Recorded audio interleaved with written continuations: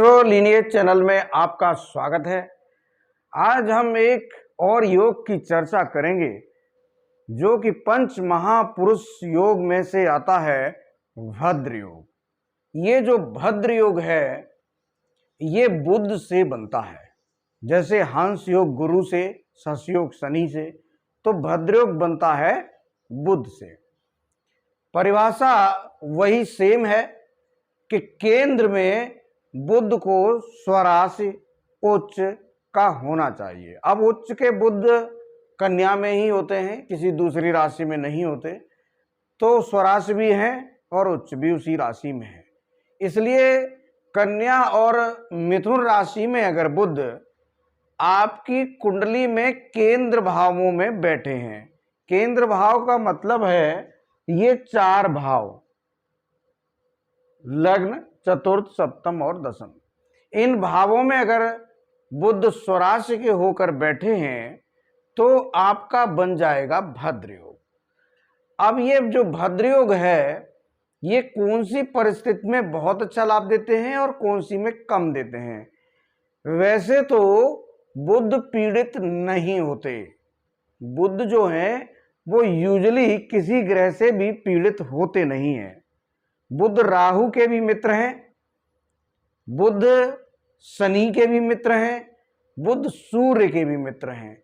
गुरु भी बुध का नुकसान नहीं करते, शुक्र भी बुध का नुकसान नहीं करते, शुक्र का भी बुध मित्र है। तो बुध एक ऐसा ग्रह है वो यूजुअली पीड़ित नहीं होता। अगर थोड़ा बहुत पीड़ित होते भी हैं तो केतु ग्रह से पीड़ित माने जाते हैं।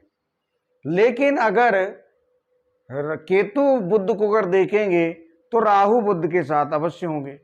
तो इसलिए कहा जाता है कि बुध ग्रह बहुत पीड़ित किसी ग्रह से नहीं होते। बुध का तो नेचर ये है कि जैसे ग्रह होते हैं वैसे ही हो जाते हैं। बुध को लेकर मैंने एक वीडियो बनाई है, बुध, गुरु और शुक्र, आप उसको देख सकते हैं। आज बात करते हैं भद्र योग की। जैसे कि मैंने परिभाषा आपको बताई कि इन चार भावों में अगर बुध आपके स्थित हैं तो बन गया आपका भद्र योग।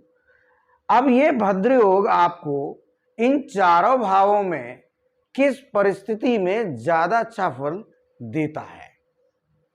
अगर बुध लगन पर मौजूद हो तो भी बुध अच्छे माने जाते हैं, बहुत खराब फल बुध नहीं देते लगन पर। सूर्य के साथ अगर आ जाएं तो सरकारी नौकरी दिला देते हैं और सम्मान भी दिलाते हैं। चतुर्थ भाव में बुध अगर आते हैं तो चतुर्थ भाव में बुध जो है कारक होते हैं और वहां भी एक अच्छा फल देते हैं। सप्तम भाव में अगर आपके बुध आ रहे हैं तो सप्तम भाव में भी बुध कारक होते हैं और वहां भी बुध अच्छा फल देते हैं। कभी कभार किसी केतु ग्रह या कि सामने केतु हो, राहु हो, तो थोड़ा बहुत नुकसान होने की संभावना रहती है, लेकिन फिर भी व्यापार अच्छा कराते हैं।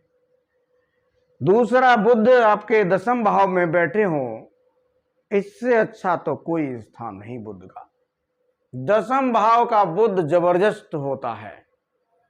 अब उसको अगर अच्छे ग्रहों से युति मिल जाए तो फिर अरबपति बनाने में बुध कसर नहीं छोड़ते। ये एक जातक की कुंडली है, ये अरबपति ही हैं। अब इसमें अगर आप देखेंगे तो शुक्र धन के स्वामी हैं, बुध लग्न के स्वामी हैं और दशम भाव के भी बुध स्वामी हैं, शुक्र आपके नवम भाव के भी स्वामी हैं।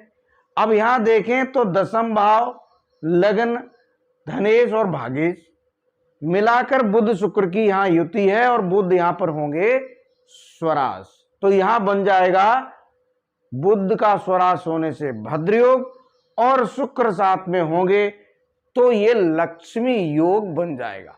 अब एक बुध शुक्र हो, बुध शुक्र की युति आपके कहीं भी बैठी हो तो हम कहते हैं कि ये लक्ष्मी योग है।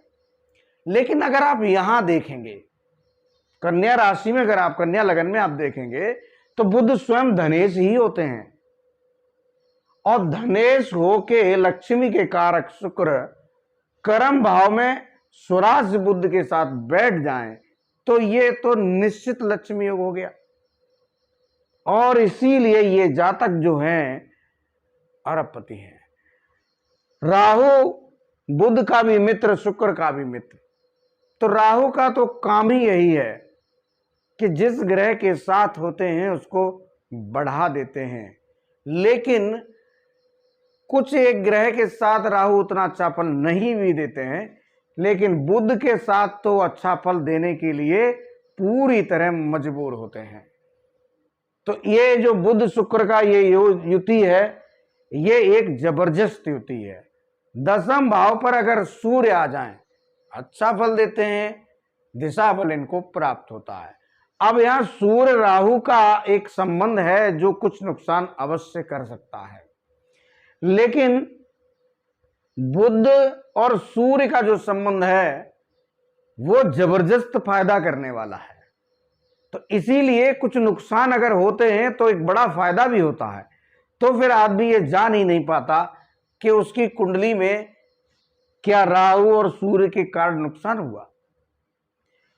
अब यहां सूर्य बुध रहेंगे तो सरकारी ठेके हैं, सरकारी कामकाज है, सरकार से संबंधित चीजें हैं, नौकरी है, अधिकारी हैं, ये सब चीजें मिलती हैं। और सूर्य से यहां शुक्र अवश्य अस्त होते, लेकिन बुध होने की वजह से ये अस्त नहीं होंगे, इसलिए यहां पर एक जबरदस्त फल प्राप्त हो जाएगा। तो केवल एक इसी युति भर ने इनकी कुंडली में एक जबरदस्त योग बना दिया।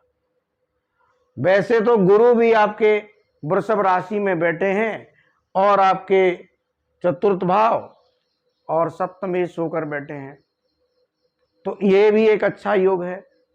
धनु के केतु हैं, गुरु 9वें भाव में हैं, ये भी अच्छा फल दे देंगे। मंगल नीच आप देख रहे होंगे, लाभेश चंद्र हैं, वो इनकी लगन पर हैं। मंगल नीच अवश्य है, लेकिन अष्टमेश होकर नीच होकर गए हैं, तो ये एक तरह का विपरीत राजयोग होता है। और उसके अनुसार यहां नीच मंगल जबरदस्त लाभ दे देता है। मंगल की यहां दृष्टि खराब होती है, तो दृष्टि जब आप देखेंगे तो दृष्टि में कोई भी ग्रह आता नहीं। मंगल की चौथी दृष्टि ग्रह नहीं है, 7वीं दृष्टि ग्रह नहीं है, 8वीं दृष्टि ग्रह नहीं है, तो इसलिए मंगल से ज्यादा कोई ग्रह पीड़ित भी नहीं है।